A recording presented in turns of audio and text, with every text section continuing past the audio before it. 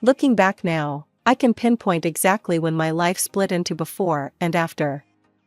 I was 16 when my parents sat me down in our small living room and told me they were getting divorced. No drama, no screaming matches, just two people who'd fallen out of love and wanted different things in life. I remember being surprisingly okay with it. Maybe because they handled it so maturely, or maybe because I'd seen it coming in the small ways: fewer family dinners, parallel lives under one roof. Dad moved into a nice apartment across town, and I spent every other weekend with him. We'd order pizza and watch bad sci-fi movies, just like we always had. But then Mom met Robert. Just a year after the divorce, she came home practically floating. "Lucy, I've met someone special," she announced over breakfast. "He's got a daughter about 10 years old. Wouldn't it be nice to have a sister?" I forced a smile and pushed my cereal around the bowl. "Great, Mom. Really great." Within months, they were married, and Robert and his daughter Sarah moved into our house. That's when the trouble started. Sarah, with her designer clothes and perfect little girl curls, looked like an angel in front of the adults. But the moment they turned away, she was a different person. It started small, my favorite sweater somehow ending up in the washing machine with red socks, my homework mysteriously getting coffee stains. Robert wasn't much better. He'd make little comments, always just on the edge of rude. "Lucy, don't you think that skirt's a bit short for school?" he'd say, or "maybe if you spent less time on the phone and more time studying, your grades would be better." I tried to tell Mom, but she'd just say, "He's just protective, honey. He wants what's best for you." Then came the research project incident. I'd spent weeks working on it, interviews, data collection, everything. I came home from school early one day and found Sarah in my room, her hands stained green from the markers she'd used to destroy my work. Pages and pages of research, ruined. "What the hell are you doing?" I shouted, grabbing her by the collar of her expensive little cardigan. "Nothing," she squealed, but the evidence was all over her hands. I dragged her downstairs to where Mom and Robert were watching TV. "Look at her hands," I shouted, pointing at the green stains. "Look what she did to my research project." Robert jumped up, his face turning red. "Get your hands off my daughter. She destroyed my work. Weeks of work." "You little fool," Robert snarled, stepping toward me. "How dare you manhandle my Sarah? She's just a child." I looked at Mom, waiting for her to defend me, to say something, anything. But she just sat there, shaking her head disapprovingly. At me.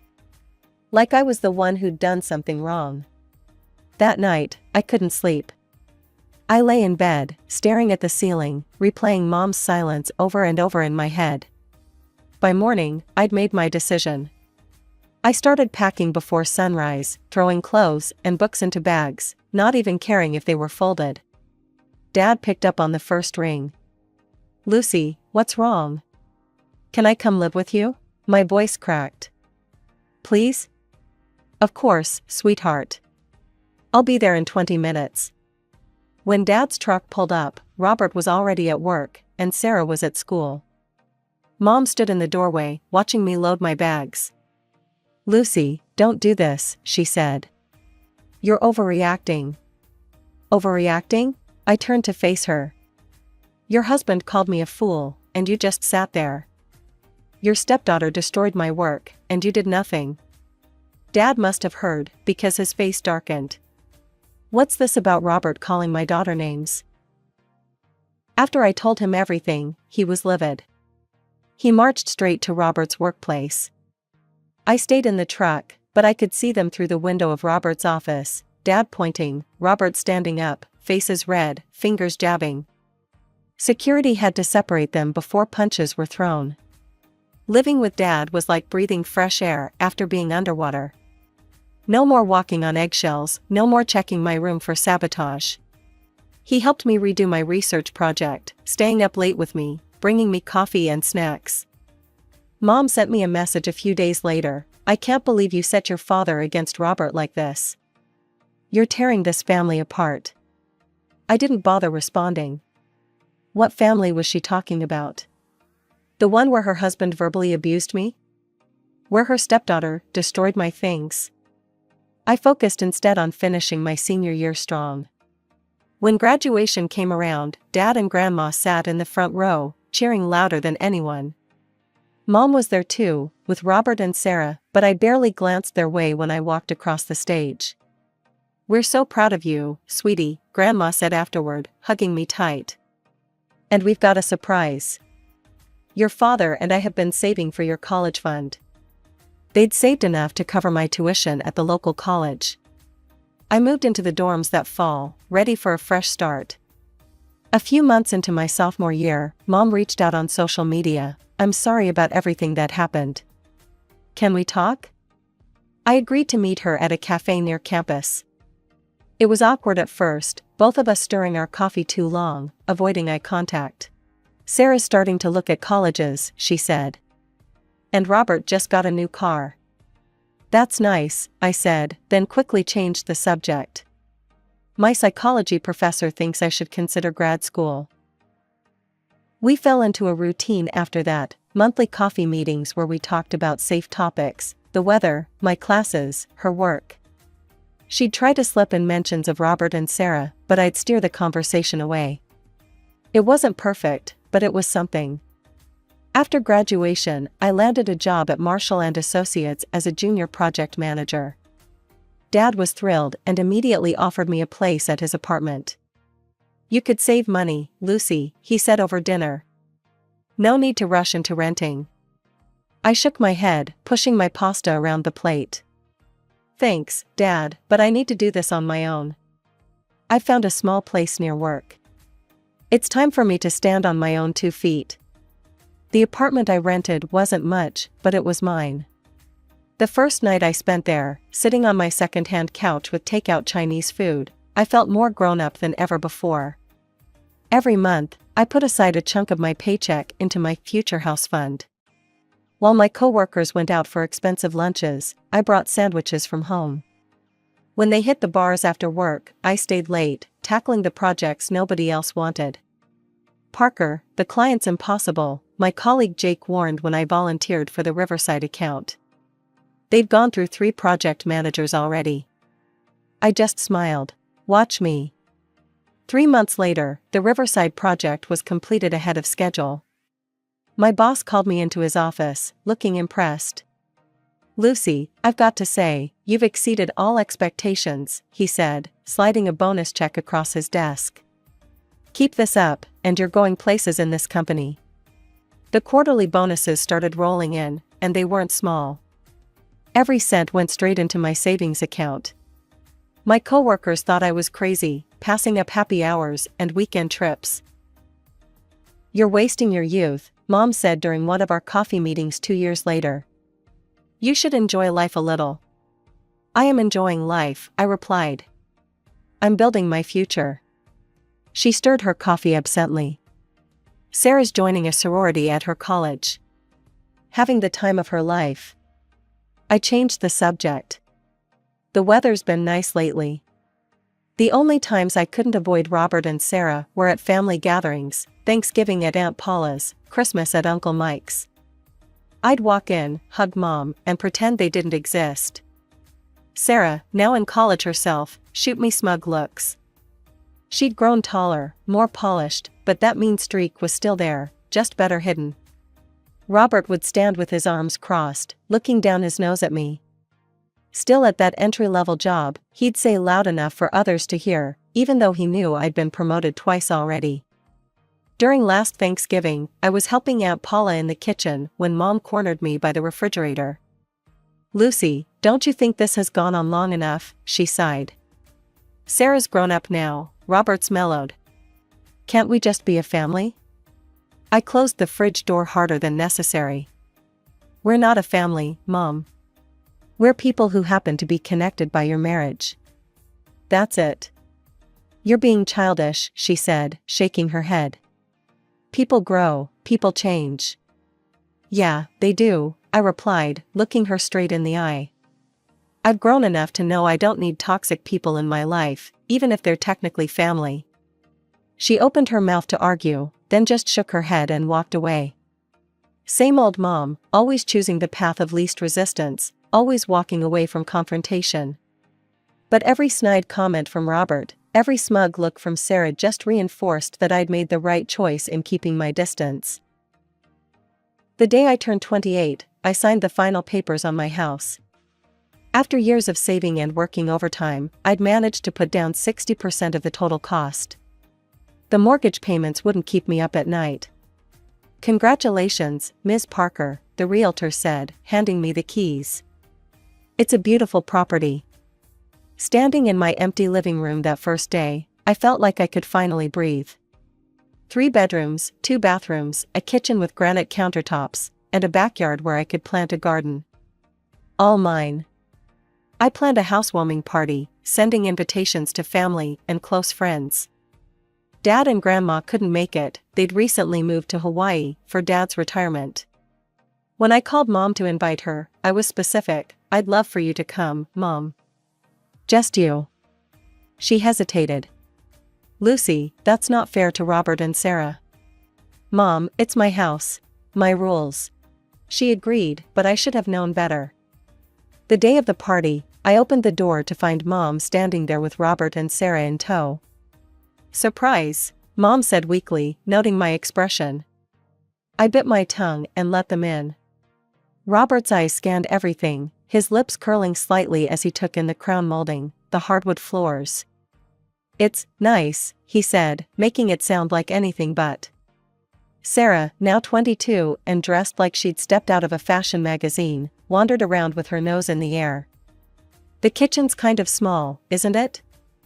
I was showing my colleague Jake the back patio when I overheard Sarah talking to Mom and Robert in the living room.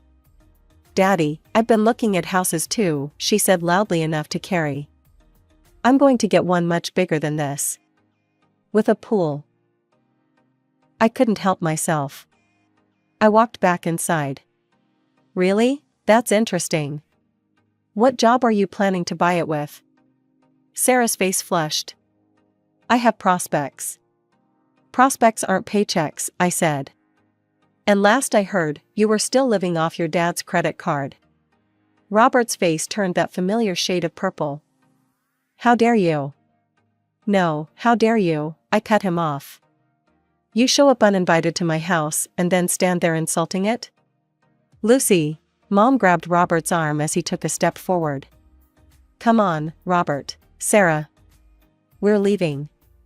I watched them hurry out, Mom shooting me an apologetic look over her shoulder. The door closed behind them, and the party continued. 3 months after the housewarming disaster, my boss called me into his office with an opportunity one couldn't refuse, leading a major project in Boston. It would mean several months away, but it could fast-track my career to senior management. My biggest concern was my house, particularly my indoor garden. I'd spent months cultivating my collection of plants, delicate orchids, temperamental peace lilies, and my pride and joy, a rare bird of paradise that had just started to bloom. Each one needed specific care, and I couldn't bear the thought of returning to dead plants. After considering my options, I swallowed my pride and drove to Mom's house. We hadn't spoken much since the housewarming incident, but I knew she had a green thumb. Thankfully, she was alone when I arrived. "Lucy," she seemed surprised to see me on her doorstep. "Is everything okay?" "I need a favor," I said, following her into the kitchen. "I'm going to Boston for a few months for work. Could you look after my house?" "Mainly the plants, they need regular watering and care." Mom's face lit up. "Of course, you know how much I love gardening." I handed her the spare keys, along with detailed care instructions for each plant. The next few months were intense, but rewarding. 16-hour days, working with teams across multiple time zones, but the project was going well. I called Mom every week to check on things. "Everything's fine," she'd say. "Your plants are thriving, don't worry so much. Just focus on your work." I should have noticed how she always seemed to be at my house when I called, no matter what time it was. I should have picked up on the background noises, dishes clinking, TV sounds, things that shouldn't have been there if she was just stopping by to water plants. But I was too absorbed in my work to notice these red flags. Finally, after 4 months, the project wrapped up successfully. I caught a late flight home, exhausted but proud of what I'd accomplished. The Uber dropped me off at my house just after midnight. All I could think about was a hot shower and my own bed. I inserted my key into the lock. It wouldn't turn. I tried again, more carefully this time. Still nothing. The key that had worked perfectly for months suddenly didn't fit. What the hell? I muttered, trying again. That's when I heard it, footsteps inside my house. My house. Moving around like they belonged there. My heart started racing as I pulled out my phone, fingers hovering over 911. Before I could dial, the door swung open. And there, standing in my doorway, wearing pajamas like she owned the place, was Sarah. Her blonde hair was pulled up in a messy bun, and she had the audacity to look annoyed at my presence. "What are you doing here?" The words came out in a whisper, my brain struggling to process what I was seeing. "What am I doing here?" Sarah's smile was smug. "Living, of course. Been here for weeks now. Daddy helped me move in while you were gone playing big shot businesswoman in Boston." I stood there, my suitcase still in hand, trying to process her words. The exhaustion from my flight disappeared, replaced by a surge of anger. "This is my house," I said through gritted teeth. "Get out, now." Sarah leaned against my doorframe, and examined her manicured nails. "Yeah, that's not happening. I'm quite comfortable here. The master bathroom has amazing water pressure, by the way. Get out of my house." Each word was sharp enough to cut. Sarah's response was to laugh, actually laugh, and slam the door in my face. I heard the lock click, followed by her footsteps walking away. I stood there on my own front porch, surrounded by my luggage, trembling with rage. The garden lights I'd installed illuminated the flower beds I'd so carefully planned. Through the window, I could see my living room, but it wasn't my living room anymore. Sarah's jacket was thrown over my couch, her shoes scattered on my hardwood floors. My hands shook as I pulled out my phone and called Mom. She picked up on the third ring, sounding groggy. "Lucy, what's wrong?" "What's wrong?" I almost screamed. "I just got home to find Sarah living in my house. She says she's been here for weeks. Tell her to get out right now, or I'm calling the police." No, don't call the police." Mom's voice went from sleepy to panicked. "We're coming over. Just wait there." "Where else am I supposed to go?" I snapped. "I'm locked out of my own house." The next 30 minutes were the longest of my life. I paced back and forth on my front porch, watching lights come on in neighboring houses. What must they think, seeing me out here in the middle of the night? A few cars drove by slowly, probably wondering if they should call the police themselves. Finally, Mom's car pulled up, Robert behind the wheel. They rushed out, both still in their pajamas under their coats. "What is going on?" I demanded, confronting Mom. "Why does Sarah have keys to my house? Why are you letting her live here?"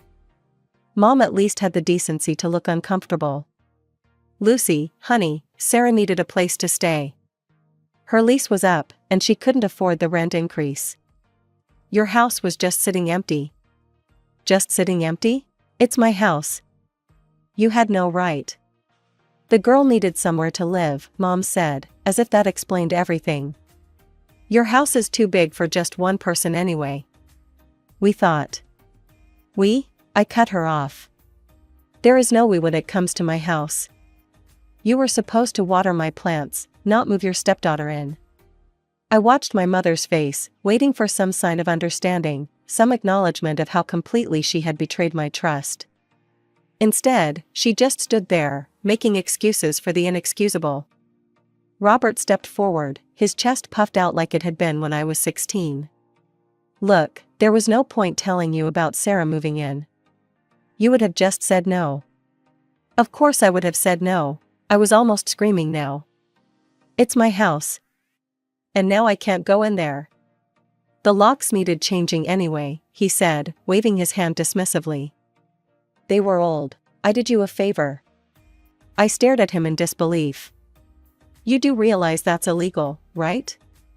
You can't just change the locks on someone else's property. Legal, illegal, he scoffed.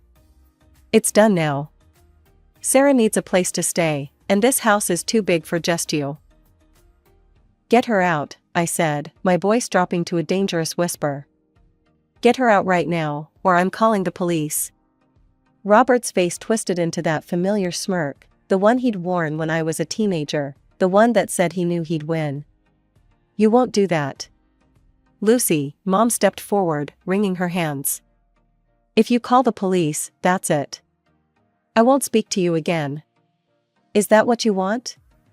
To destroy this family completely? I laughed, a harsh, bitter sound. This family? You mean the one where you let your husband illegally take over my house? That family? Instead of responding, they turned and walked into my house, leaving me standing there with my luggage. The door closed behind them with a definitive click. My hands weren't shaking anymore as I pulled out my phone. No more hesitation. No more trying to keep the peace. 911, what's your emergency? I need to report an illegal occupancy. Someone's changed the locks on my house and moved in without my permission. 20 minutes later, 2 police cars pulled up, lights flashing. The neighbors were definitely awake now, watching from behind their curtains as I explained the situation to Officers Martinez and Chen. You're the legal owner? Officer Martinez asked. I pulled up the property records on my phone. Yes, I have all the documentation. I'd been away on business, and I gave my mother a key to water my plants. Instead, they moved my stepsister in and changed all the locks. Officer Chen rang the doorbell. There was a long pause, shuffling sounds from inside. Finally, the door opened. Mom, Robert, and Sarah stood there, trying to look confident but failing. Good evening, Officer Martinez said. We need to see some identification and proof of residency from everyone. There's been a misunderstanding, Robert said, his voice oily smooth. Lucy gave permission for Sarah to stay here. They had a falling out, and now she's trying to cause trouble. That's a lie, I cut in. I never gave permission. They took advantage while I was away on business. Ask them about the locks, they'll admit they changed them without my knowledge. The old locks were faulty, Robert started. So you acknowledge changing the locks without the homeowner's permission? Officer Chen interrupted, making notes. Sarah stepped forward, her earlier smugness replaced by fear. Daddy said it would be okay. He said Lucy wouldn't mind once she got used to the idea. Sir, changing locks on someone else's property and occupying their home without permission constitutes illegal entry, Officer Martinez said, looking directly at Robert. We're going to have to take you and your daughter to the station. I watched in silence as the officers led them to the patrol car. Sarah looked smaller somehow, younger, like that 10-year-old girl who'd first walked into my life. Robert's face was purple with rage, but for once, he kept his mouth shut. Mom stood on the porch, trembling. As the patrol car pulled away, she turned to me with such hatred in her eyes that I almost took a step back. From this day forward, she said, her voice shaking, you are no longer my daughter. How could you do this to your own family? I felt strangely calm as I looked at her, this woman who had chosen everyone else over me for the past 12 years. Mom, I said quietly, you made it clear a long time ago that they were your real family. The day Sarah destroyed my research and you sat there in silence. The day Robert called me names and you looked away. Every time you asked me to be the bigger person while they treated me like dirt. You chose them. Over and over and over again. She opened her mouth to argue, then closed it again. Without another word, she walked to her car and drove away. I spent the rest of the night sitting in my living room, surrounded by Sarah's things, designer clothes thrown over my furniture, her photos stuck to my fridge, her toiletries cluttering my bathroom. In the morning, I called a locksmith and had every lock in the house changed. The police called later that day. They wanted to know if I would press charges. No, I said after a long pause. Just make sure they understand they're not allowed on my property again. I hired a cleaning service to pack up Sarah's belongings and had them delivered to Mom's house. Then I spent a weekend cleaning every inch of my home, erasing all traces of their presence. Most of my plants had died from neglect, even the bird of paradise was brown and withered. I threw them all out and started fresh. That was 3 months ago. Mom tried calling once, but I didn't pick up. Robert sent a threatening email about suing me for Sarah's emotional distress, which I forwarded to my lawyer without responding. Sarah posted some vague social media rants about toxic people who pretend to be victims, but I blocked her accounts. Last week, I ran into Aunt Paula at the grocery store. She tried to tell me that Mom was struggling with our estrangement, that I should reach out, try to make peace. Some bridges, I told her, need to stay burned. I'm sleeping better these days. My new plants are thriving in the sunlight that streams through my windows. Dad and Grandma call regularly from Hawaii, and I'm planning to visit them next month. Sometimes I catch myself reaching for the phone to call Mom, out of habit more than anything else. But then I remember that night on my porch, locked out of my own home, and the urge passes.